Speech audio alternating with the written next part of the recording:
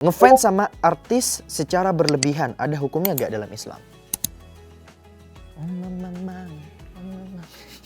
Barang siapa meninggalkan 3 kali Jumat berturut-turut, Allah akan mengunci hatinya. Sebenarnya dalam Islam boleh pakai pawang hujan nggak? Waduh, orang-orang takut makan babi tapi gak takut minum alkohol. Sebenarnya dosanya sama gak sih? Gak usah tuh penasaran-penasaran sampai kriuk-kriuk banyak. Saya kemarin nyoba bebek kriuk, enak kok, enak banget.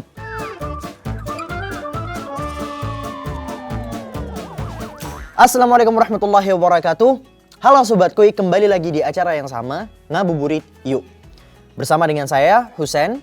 Sebelum-sebelumnya kita ngebahas tentang pertanyaan-pertanyaan random seputar jodoh, seputar ain, seputar standar kriteria dakwah di media sosial. Sekarang adalah episode terakhir. Sedih banget ya.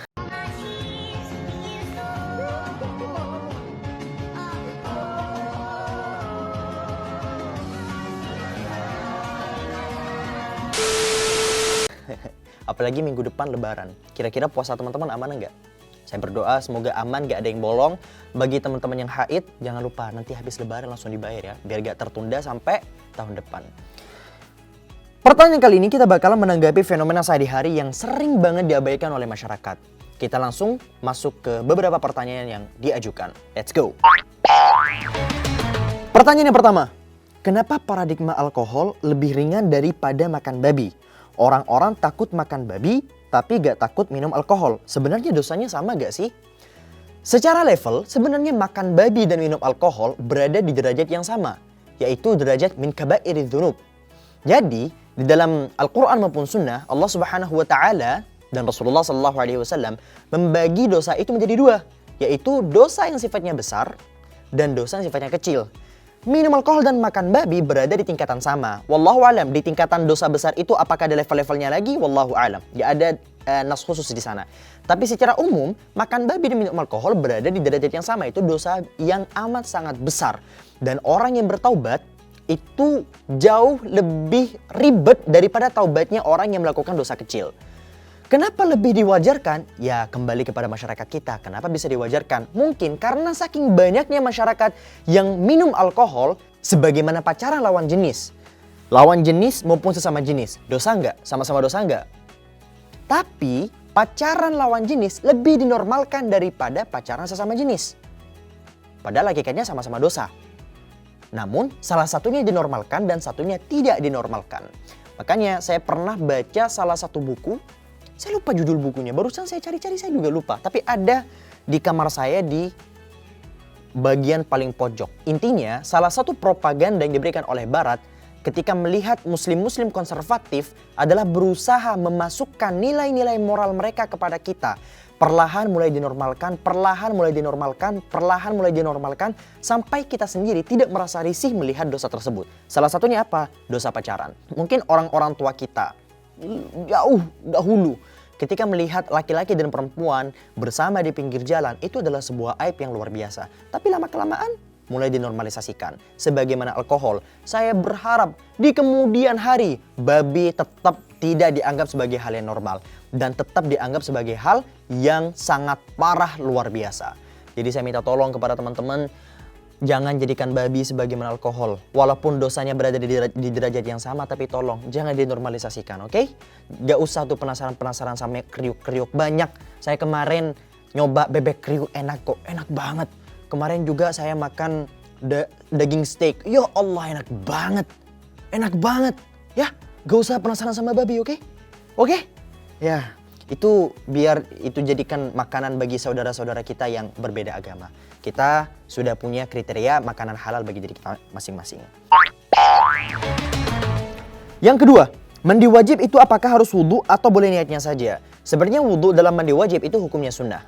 Jadi mandi wajib itu yang wajib cukup melakukan 2 perkara. Yang pertama, berniat. Yang kedua, ta'mimu badanihi bil ma'. Meratakan seluruh tubuhnya dengan air.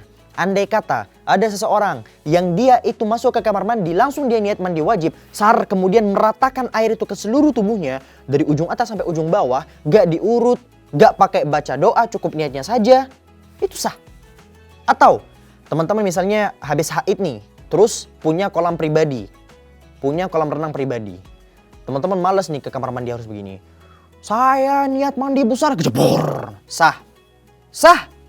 Agama itu simple. Agama itu simple. Kita yang suka bikin ribet.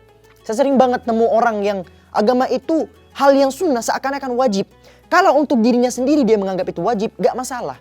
Tapi kalau sampai bawa-bawa orang masyarakat di sekitarnya menganggap agama adalah hal yang sangat mengekam. Harus begini, harus begini. Ya, saya juga harus protes dan harus pick up untuk menangani itu. Intinya hal yang sunnah tolong disampaikan kalau itu sunnah. Hal yang wajib tolong disampaikan kalau itu wajib. Jadi hukum berwudu dalam mandi wajib, dalam mandi besar itu hukumnya sunnah. Dan saya amat sangat menyarankan kepada teman-teman sekalian untuk melaksanakan sunnah ini. Oke? Jadi mandi wajib itu walaupun wudu itu sunnah, tapi tolong sekedar wudu lah. Tinggal sar selesai. Oke?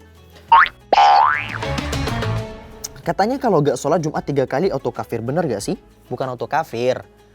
Di dalam hadis Nabi SAW bersabda, dalam beberapa riwayat ada beberapa versi.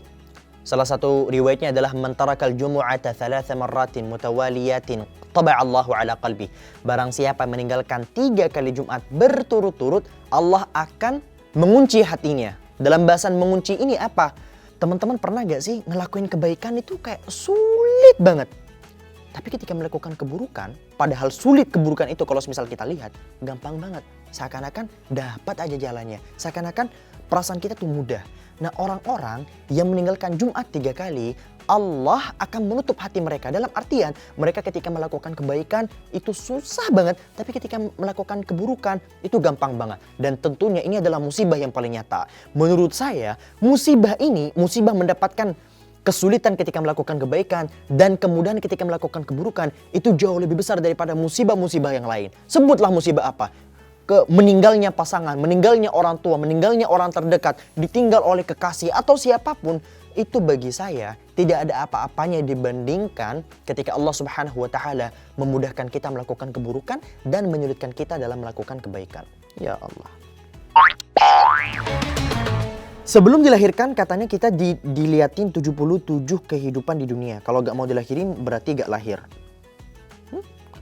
Itu benar apa enggak? Dan apakah itu adalah fenomena deja vu? Hadis maupun di dalam Al-Quran mengenai 77 diperlihatkan kehidupan di dunia, kemudian katanya dijawab dan sebagainya, kita masih tetap pengen hidup di dunia dengan berbagai perjanjiannya. Kami tidak menemukan itu di dalam hadis maupun Al-Quran. Sehingga sangat berkemungkinan besar bahwasanya penjelasan yang berseliweran di TikTok itu adalah bahasan yang palsu alias dongeng belaka. Tapi kalau misal teman-teman ternyata tahu dan bisa menunjukkan di hadapan saya hadis mengenai bahasan tersebut, silakan tunjukkan kepada saya. Tapi sejauh yang kami pelajari, kami masih menganggap itu sebagai dongeng. Kami menganggap itu sebagai bahasan yang tidak ada dasarnya. Perihal deja vu sebenarnya tidak ada bahasan fundamentalnya ya, atau bahasan khusus di dalam Al-Quran maupun hadis.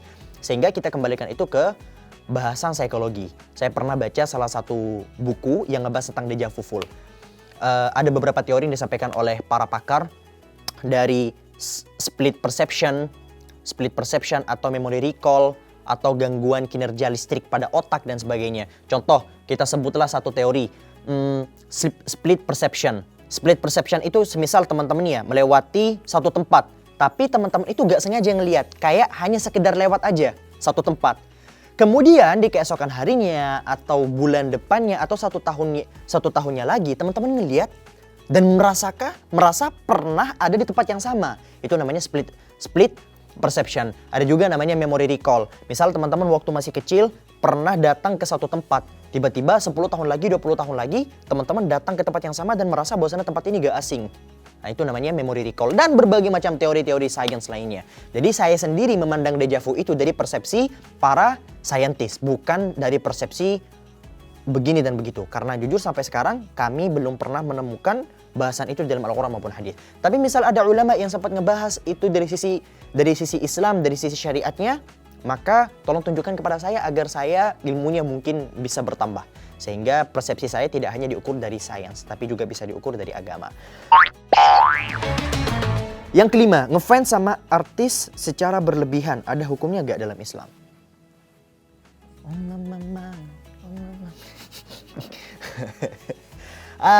Ngefans sama artis berlebihan. Apapun yang berlebihan itu gak ada yang baik. Sampai masuk ke obses, bagi saya itu gak ada yang baik. Jangankan ke artis, suka sama pasangan sampai obsesnya luar biasa. Muncul fetish ini itu, ya disiksa, dipukulin, pengen ngelihat dia berdarah. Itu kan berasal dari obsesi yang luar biasa. Cinta yang berlebihan, ya kan? Pernah teman-teman ngelihat keadaan-keadaan gitu. Tapi insya Allah di Indonesia saya gak pernah dengar. Biasanya di barat, di Jepang dan sebagainya itu banyak kayak gitu.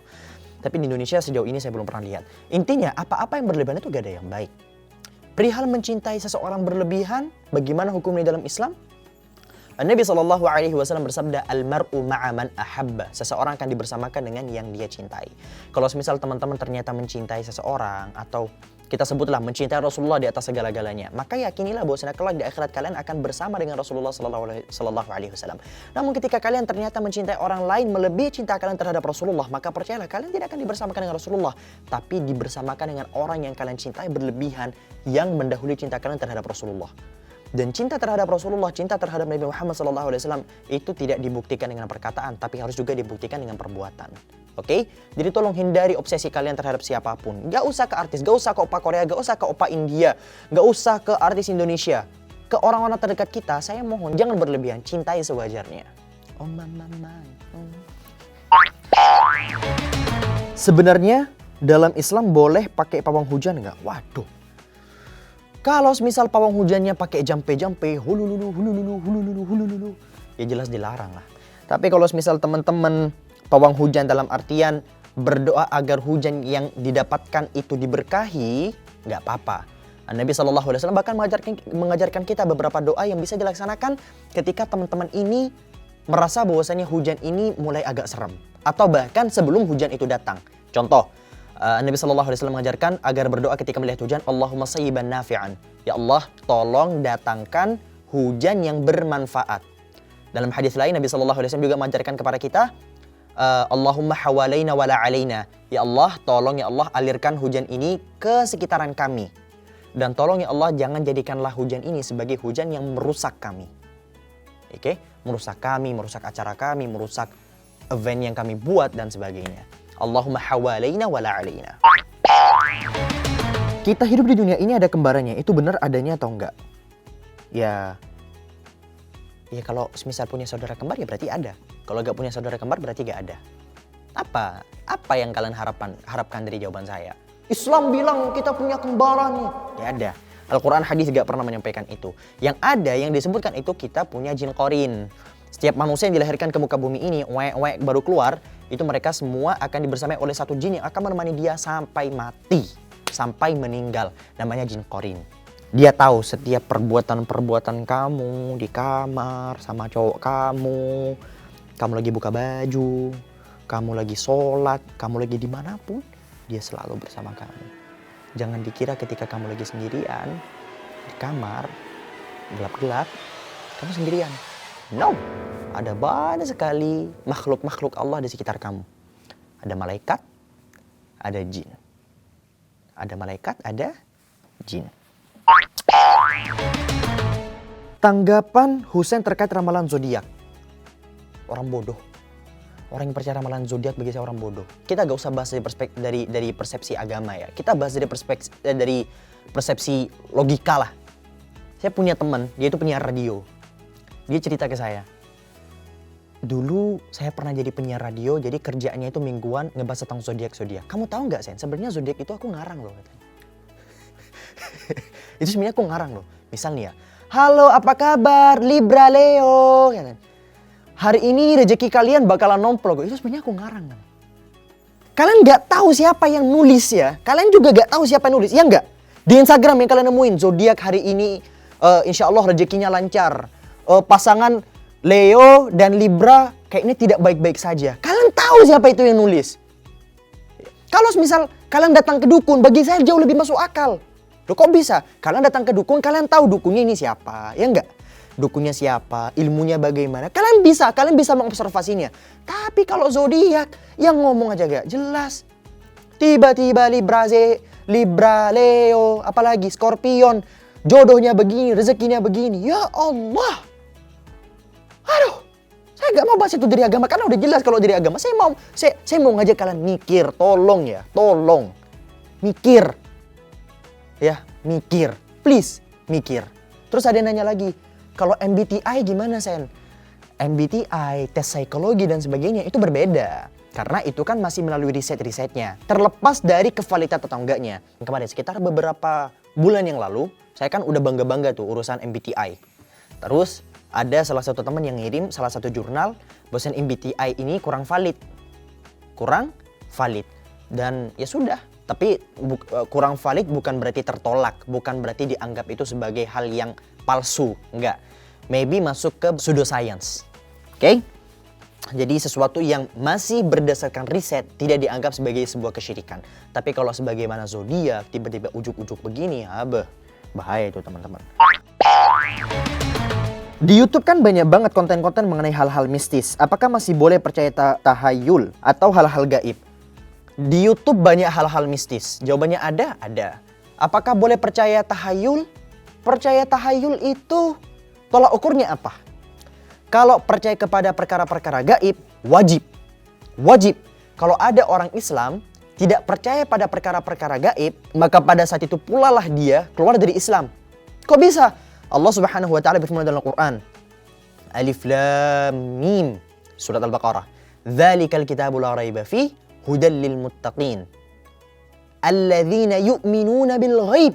Orang-orang yang bertakwa itu seperti apa? Yaitu orang-orang yang percaya terhadap perkara-perkara gaib. Perkara-perkara gaib itu seperti apa? Perkara-perkara gaib itu adalah apa-apa yang di luar daripada kemampuan manusia. Di luar daripada kemampuan manusia seperti apa? Melihat jin, melihat malaikat, atau bahkan melihat masa depan, melihat masa lalu, melihat ini itu yang di luar daripada kemampuan manusia disebut sebagai perkara gaib. Masyarakat kita terlalu menganggap perkara gaib itu hanya berkaitan dengan jin, malaikat, dan sebagainya. Padahal perkara gaib itu adalah sesuatu yang di luar daripada kemampuan manusia. Teman-teman sekarang coba bayangkan kira-kira 5 menit ke depan apa yang terjadi di sekitar kalian.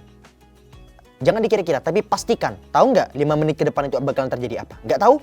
Maka 5 menit ke depan itu disebut sebagai perkara gaib. Kalau misal di YouTube, apakah boleh percaya sama mereka? Terserah kalian. Kalian mau percaya ya boleh. Kalian nggak mau percaya ya boleh. Din, Samsudin atau sebagainya. Itu kalian mau percaya ya boleh. Nggak mau percaya ya boleh. Wait a minute. Tapi, nggak boleh percaya. Kalau misal sifatnya konten-konten perdukunan, kalian nggak boleh percaya. Tapi kalau semisal bahasan itu ternyata disampaikan oleh orang yang terpercaya ngebahas tentang perkara-perkara gaib, maka kalian punya dua pilihan. Kalian boleh percaya, kalian boleh tidak percaya. Karena itu tidak masuk ke dalam ranah akidah. Kecuali perkara gaibnya.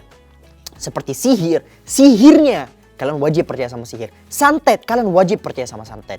Gaib, kalian wajib percaya sama gaib. Tapi apakah misal ada orang bilang konten YouTube, ini ada orang terkena sihir, kalian nggak wajib percaya. Kalian nggak wajib percaya. Sama sihirnya wajib percaya. Tahu kan cara bedanya maksud saya?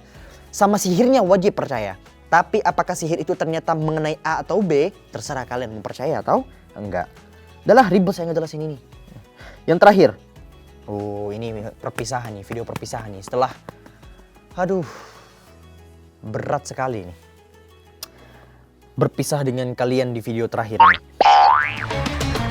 Ada gak doa yang sesuai menyikapi fenomena sehari-hari ini?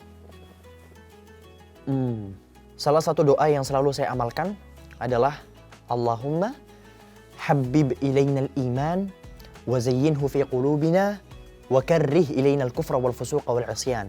Allahumma ya Allah habib ilainal iman, buatlah kami agar senantiasa mencintai keimanan. Wa zayyinhu fi qulubina, dan jadikanlah keimanan itu sebagai perhiasan di hati kami. Ya. Wa karrih ilainal kufra wal fusuqa wal isyan, dan buatlah kami agar senantiasa membenci kekafiran, kefasikan, dan kemaksiatan. Oke? Sekian dulu pembahasan kita kali ini. Apabila ada kesalahan, percayalah bahwa kesalahan itu berasal dari saya dan syaitan.